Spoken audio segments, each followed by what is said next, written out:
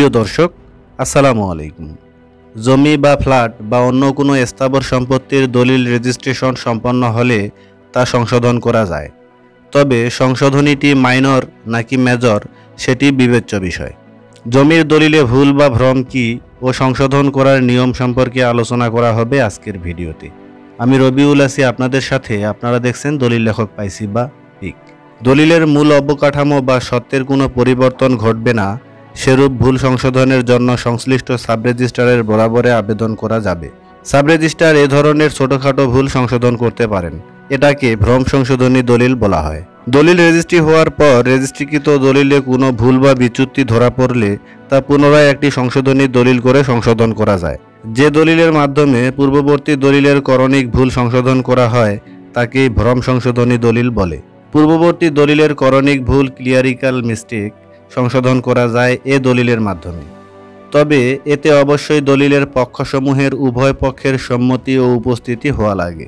মনে রাখতে হবে, দলিলে অনিচ্ছাকৃত বানান ত্রুটি, টাইপিং ত্রুটি, সম্পত্তির বিবরণে ভুল ইত্যাদি জড়িত সংশোধন দলিলের মাধ্যমে সম্পত্তি সংক্রান্ত নথিতে কেবলমাত্র ত্রুটিযুক্ত ত্রুটি সংশোধন করা যেতে পারে।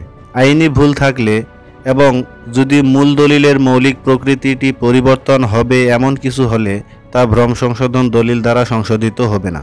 জমি রেজিস্ট্রি করার পর অনেক সময় দেখা যায় দলিলে কোনো জায়গায় হয়তো ভুল হয়েছে। দলিল রেজিস্ট্রির পর তাতে দাগ, খতিয়ান, মৌজা, চৌহদি বা নামের বড় ধরনের কোনো ভুল 3 বছরের মধ্যে ধরা পড়লে তা খুব সহজেই সংশোধন করা যায়। এরূপ ভুল হওয়ার 3 বছরের মধ্যে দেওয়ানি আদালতে দলিল সংশোধন মামলা করতে হবে। 3 বছর পর এরূপ মামলা তামাদির মাধ্যমে বাতিল হয়ে যায়। তাই তখন আর সংশোধন মামলা করা যায় না, তবে ঘোষণামূলক মামলা করা যায়। এরূপ ক্ষেত্রে মামলার রায়ই হলো সংশোধন দলিল। রায়ের একটি কপি আদালত হতে সংশ্লিষ্ট সাব রেজিস্ট্রারের নিকট পাঠানো হলে সাব রেজিস্ট্রার উক্ত রায়ের আলোকে সংশ্লিষ্ট ভলিউম সংশোধন করে নেবেন। ফলে নতুন করে কোনো দলিল করার আর কোনো প্রয়োজন নেই। সুনির্দিষ্ট প্রতিকার আইন 31 ধারা অনুযায়ী দলিল সংশোধন মানে কি নতুন করে দলিল রেজিস্ট্রেশন করতে হবে? না, নতুন করে আর কোনো দলিল করার প্রয়োজন নেই। 1877 সালের সুনির্দিষ্ট প্রতিকার আইনের 31 ধারায় বলা হয়েছে, যথাক্ষেত্রে প্রতারণা বা উভয় পক্ষের পারস্পরিক ভুলের জন্য কোনো লিখিত দলিল প্রকৃত অর্থে পক্ষগণের উদ্দেশ্য প্রকাশ করে না। সেক্ষেত্রে দলিলের যে কোনো পক্ষ অথবা তাদের স্বার্থ সংশ্লিষ্ট প্রতিনিধি দলিলটি সংশোধনের জন্য মামলা দায়ের করতে পারেন। সাব রেজিস্ট্রার দলিলের ভুল সংশোধন করতে পারেন।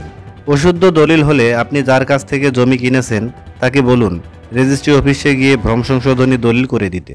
কারণ জমি রেজিস্ট্রি করে দেওয়ার সময় দাতা একটি হলফনামা সম্পাদন করে যে দলিলে বর্ণিত কোনো তথ্য ভুলভাবে লিপিবদ্ধ হইয়া থাকিলে তজ্জন্য আমরা দায়ী হইব এবং আমাদের বিরুদ্ধে দেওয়ানি ও ফৌজদারি মামলা করা যাইবে।